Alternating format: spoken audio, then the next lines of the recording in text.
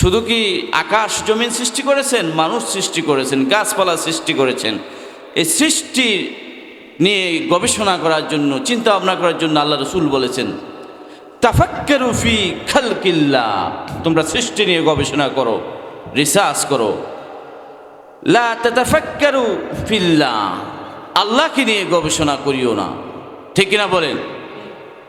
যে সৃষ্টি রয়েছে, এই সৃষ্টিগুলো গবেষণা করতে করতে করতে করতে মানুষের হায়াত শেষ হয়ে যাবে। কিয়ামত পর্যন্ত যদি হায়াত দেওয়া হয়, আর পৃথিবীর সব মানুষকে যদি স্যার আইজ্যাক নিউটনের মতো মস্তিষ্ক দেওয়া হয়, ডক্টর জাকির নায়েকের মতো ব্রেন দেওয়া হয়, আর সৃষ্টি নিয়ে যদি গবেষণা করা হয়, এই সৃষ্টির গবেষণা শেষ হবে?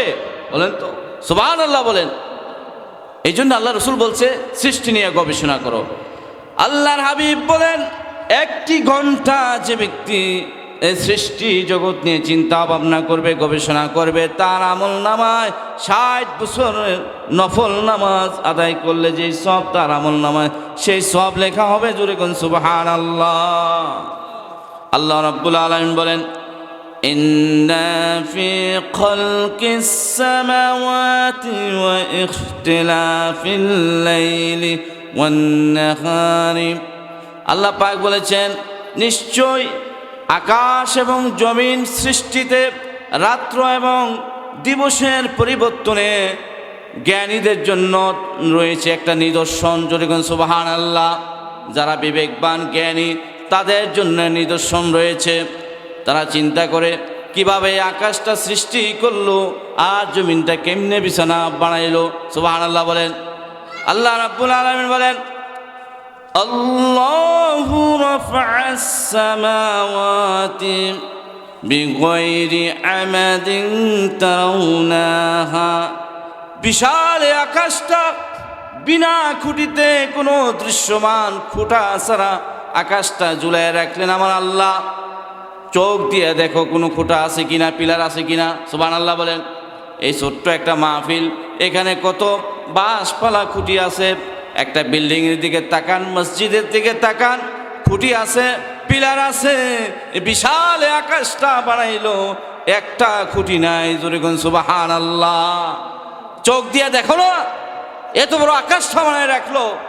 যে আল্লাহ বানাইলেন, সে আল্লাহর কথা স্মরণ করো না? সে আল্লাহর কথা মনে পড়ে না? সে আল্লাহর হুকুম পালন করো না? জমিনটা কি সুন্দর করে বিছানা বানায় দিলেন।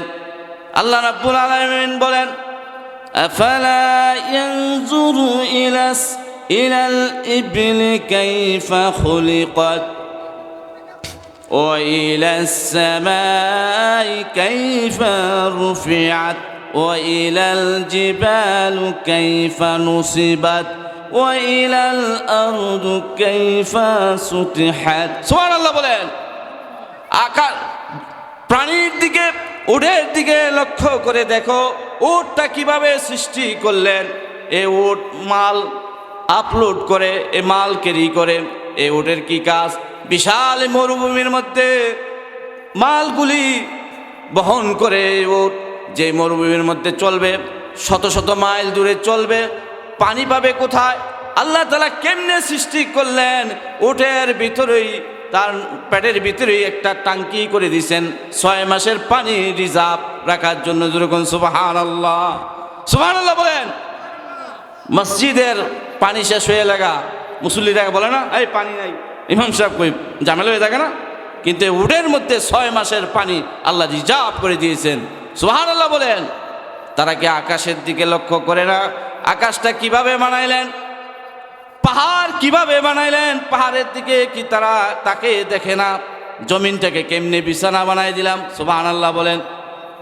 আল্লাহ রাব্বুল আলামিন বলেন, ফালইয়ানজুরিল ইনসানু ইলা তুআমিহি। অন্য আয়াতে আল্লাহ পাক বলেন, তারা কি খাবারের দিকে লক্ষ্য করে না? খাবারগুলো কিভাবে আমি সৃষ্টি করলাম। আন্না সাবাবনাল মা'a সাব্বা। সুবহানাল্লাহ বলেন। আকাশ থেকে প্রচুর পরিমাণে পানি ঢেলে দিয়েছি। সুম্মা শাকাকনাল আরদা শাক্কা, অদ্ভুতভাবে জমিনকে ফাটিয়ে দিয়েছি। সুবহানাল্লাহ বলেন। এই জমিন থেকে আমি শস্য, উদ্ভিদ, তরিতরকারি, খেজুর, ফল ফলাদি, তরকারি আমি সৃষ্টি করেছি। সুবহানাল্লাহ বলেন। ফল মূল, বাগান, বাগ বাগিচা। মাতাআল লাকুম ওয়া লিআনআমিকুম, তোমাদের জন্য সৃষ্টি করেছি, তোমাদের পশুর জন্য সৃষ্টি করেছি। যেরকম সুবহানাল্লাহ। পশু ঘাস খায়, দেয় কি আমাদেরকে? দুধ। আল্লাহ তাআলা এই ব্যবস্থা করে দিয়েছেন। সুবহানাল্লাহ বলবেন না? এই সৃষ্টি নিয়ে চিন্তা ভাবনা করবেন, আপনার আমলনামার ন্যাক বাড়বে। ঠিক কিনা বলুন? আল্লাহ রাব্বুল আলামিন বলেন, লিয়াকুলু মিন সামারিহি ওয়া মা আমিলাতুহু আইদিহিম আফালা ইয়াশকুরুন। তারা কি খাবারের দিকে লক্ষ্য করে না? খাবারগুলো আমি কিভাবে তৈরি করলাম, কত রকমের ফল ফলাদি তৈরি করে দিলাম, এই ফলগুলির দিকে তারা কি লক্ষ্য করে না? তারা তো নিজের হাত দিয়ে বানায় নাই, তবু কি তোমরা শুকরিয়া আদায় করবে না? এই সিজনাল ফল আল্লাহ পাক তৈরি করলেন, আম, জাম, কাঁঠাল, বেল, তরমুজ, বেনানা, ড্রাগন ফল, এগুলো সৃষ্টি করেছেন মানুষের প্রোটিনের জন্য, ভিটামিনের জন্য, যা কিছু প্রয়োজন সিজনাল ফল আল্লাহ তাআলা সৃষ্টি করেছেন। মানুষের দেহের মধ্যে ভিটামিন এর দরকার, মিনারেলের দরকার, ভিটামিন ডি এর দরকার, সি এর দরকার। সব খাবারের যত প্রোটিন ভিটামিন আছে সবগুলো খাবারের মধ্যে, ফলের মধ্যে সৃষ্টি করে দিয়েছেন। সুবহানাল্লাহ বলেন। আফালা ইয়াশকুরুন, তবে কি তোমরা শুকরিয়া আদায় করবে না? আল্লাহ রাব্বুল আলামিন এত নেয়ামত দিলেন, নেয়ামতগুলো গুনে গুনে শেষ করতে পারবে না। ঠিক কিনা বলেন? ওয়া ইন তা'উদ্দু নি'মাতাল্লাহি লা তুহসুহা, এত নেয়ামত দিয়েছি যে নেয়ামতগুলো গুনে গুনে শেষ করতে পারবে না। আলহামদুলিল্লাহ বলেন। নেয়ামত খাইয়া কি করতে হবে? শুকরিয়া আদায় করতে হবে। ঠিক কিনা বলেন? নামাজে দাঁড়ায় দাঁড়ায় পড়তে হবে, আলহামদুলিল্লাহি রাব্বিল আলামিন। আমরা তো শুকরিয়া আদায় করি না, খাই জন্মের মতো।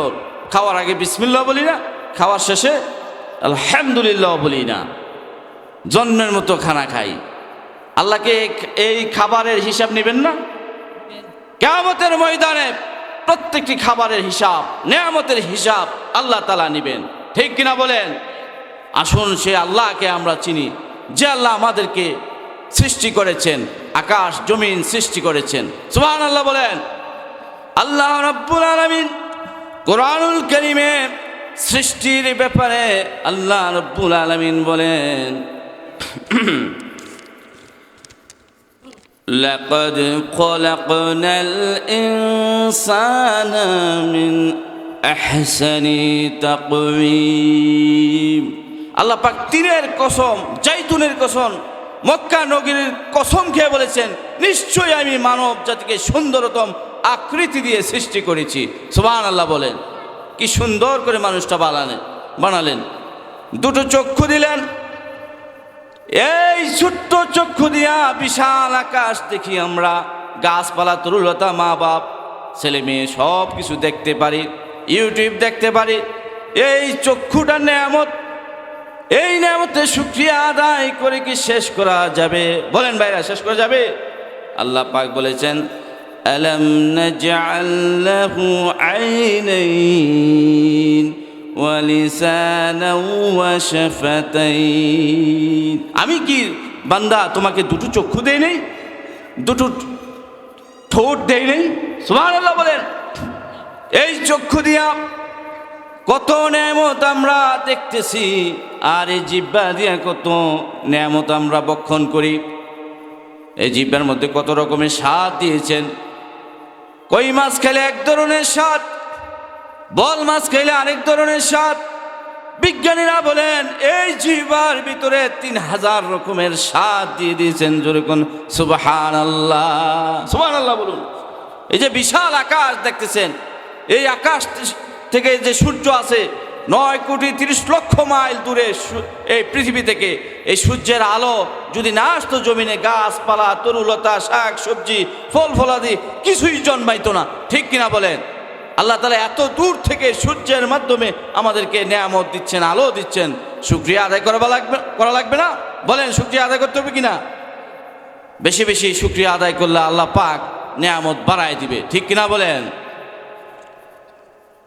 কিন্তু প্রশ্ন হলো, আল্লাহ তাআলা কুরআনুল কারীমে বলেছেন যে তারা এই অনেক নিদর্শন রয়েছে, আকাশ এবং জমিনের মধ্যে অনেক নিদর্শন রয়েছে, তারা সেখানে ভ্রমণ করে কিন্তু তারা দেখে না কিভাবে আল্লাহ রাব্বুল আলামিন, আমি আল্লাহ এত সুন্দর করে আকাশটা সৃষ্টি করলাম, আকাশের ভিতরে সূর্য নক্ষত্র গ্রহ আছে, এগুলো সৃষ্টি করলাম, এগুলো নিয়ে চিন্তা করে না, দেখে না।